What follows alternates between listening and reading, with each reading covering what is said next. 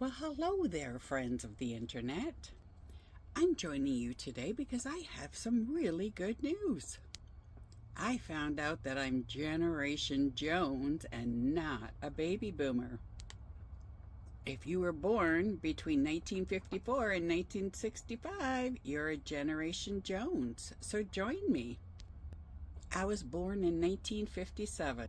I remember the assassination of Robert F. Kennedy, even though I was only a little girl, because it was playing on our TV over and over and over again. And I remember my mother crying. I remember the moon landing. I was in school, I don't know, grade 5 maybe, and they brought the TVs into the classroom so we could watch it. They were black and white TVs, by the way. I also vaguely remember the Cuban Missile Crisis, and I only remember it because they must have shown something on TV about missile silos, and on top of the apartment building that I had to walk to when I went to school, there were big sirens, and they were supposed to go off if there was any danger. And I remember walking by them every day, and I was so scared that the sirens were going to start blasting, and I was by myself. I was only 5 years old, by myself, going off to kindergarten. I was scared. I was nervous. I know the words to every 50s and 60s song because they were played continuously by my older boomer brothers and sisters and my mother. All that music came from our brand new floor model wooden stereo. That thing was probably 5 feet wide, and it was displayed prominently in our living room. I wasn't old enough to go to Woodstock, but I am a product of the 60s generation. Unfortunately, I didn't enjoy the freedoms.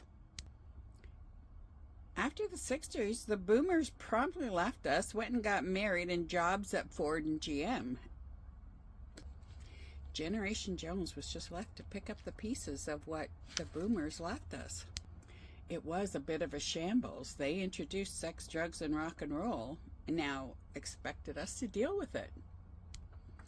We didn't know about the side effects of drugs and the consequences of unprotected sex. We had bell-bottoms and concerts that filled football stadiums. I've seen the Stones and Who and ELO and everybody else from the 70s at Summerfest, like the rest of us. But we also had police raids in our schools. Whomever was constantly bringing police dogs into the school and checking our lockers for drugs based on, I don't know what these rumors were. I guess somebody phoned in to say that somebody had drugs in the school. And we had tough love. There was no rehab. You were kicked out of your house if you were doing drugs. That's what your parents were told to do. Tough love. And then after we graduated from high school, we were sent out into the workforce. Except it was the 70s and it was a recession. There were no jobs. GM and Ford were no longer hiring. We were forced to take lower paying jobs, if we could find a job at all. And that was a time when computers were starting to come in. This was a time before computers for dummies. We were handed computers and spreadsheets that we had to figure out how to program them to do the calculations, and we didn't learn that in school. There was no computer education. Oh, that's a lie. I did learn in college how to punch cards for the big computers that they used for corporations, not for the smaller home type computers that we were now dealing with in the offices.